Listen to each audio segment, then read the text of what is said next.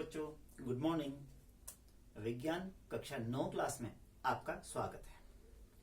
बच्चों, आज हम हमारे आसपास के पदार्थ अध्याय में द्रव अवस्था के बारे में बहुत अधिक जानकारी हासिल करेंगे।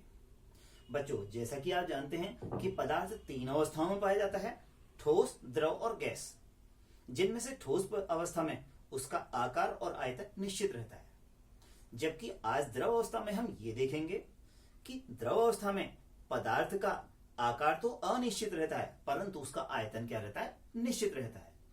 तो बच्चों, आप जैसा कि देख रहे होंगे कि ये ठोस अवस्था में पदार्थ के कण बहुत नजदीक नजदीक थे, किंतु द्रव अवस्था में ये कण कुछ दूर होते हैं और इसी कारण इनके बीच कुछ खाली स्थान या रिक्त स्थान कुछ अधिक होता है।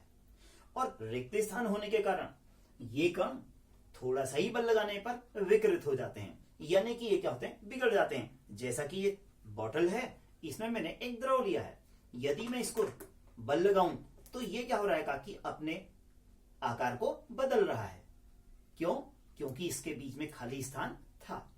तो इसी प्रकार यदि हम विभिन्न द्रवों को देखें तो ये क्या करते हैं कि जिस बर्तन में डालो उसी का आकार ग्रहण कर लेते हैं। ये हम इस तरह से भी समझ सकते हैं कि जैसा मैंने इन स्ट्रॉ को एक साथ रखा है, यदि मैं इसमें थोड़ा सा ही बल लगाऊं तो ये अपने आकार को क्या कर रहे हैं, बदल ले रहे हैं। क्यों? क्योंकि इनके बीच में कुछ खाली स्थान है। और इसी प्रकार जो द्रव हैं वो भी क्या होते हैं, खाली स्थान होने के कारण अपने आकार को बदल लेते हैं। और आयतन क्यों स्थिर होता है? आयतन इसलिए स्थिर होता है, मेरे पास 1 लीटर पानी है और यदि इसके आकार को देखें तो बॉटल का आकार है। अब यदि इस पानी को मैं अगर एक ग्लास में डाल दूं तो अब ये जल का आकार कैसा हो गया, ग्लास के आकार का हो गया। और अब यदि मैं इस ग्लास से पानी को पुनः क्या करूं, इसी बोतल में डाल दूं, तो आप देख रहे होंगे कि ये फिर से कैसे आकार में आ गया है, बोतल के आकार में आ गया है। लेकिन क्या बच्चों, आपने ये देखा कि अब ये फिर से क्या हो गया है, 1 लीटर हो गया है। पहले भी 1 लीटर था और अभी भी क्या हो गया है, 1 लीटर हो गया है, यानी कि इसके आयतन में कोई परिवर्तन नहीं हुआ। तो हमने ये देखा कि द्रव अवस्था में जो पदार्थ होते हैं वो अपने आकार को तो बदल लेते हैं, इन्हें जिस बर्तन में रखो उसी का आकार ग्रहण करते हैं, परंतु इनका आयतन क्या रहता है, निश्चित रहता है।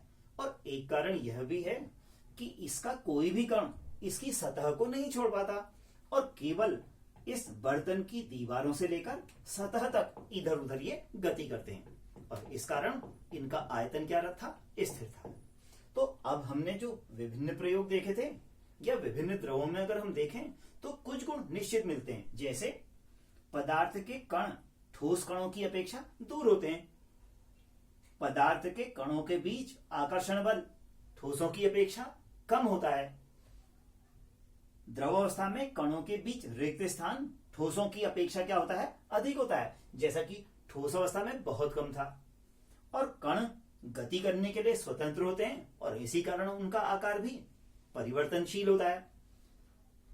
और द्रव असंपीड्य होते हैं, परंतु ये ध्यान में रखना चाहिए कि चूंकि इनके बीच खाली स्थान होता है तो कुछ सीमा तक हम इनको दबा भी सकते हैं, परंतु यथार्थता में ये क्या होते हैं, असंपीड्य होते हैं।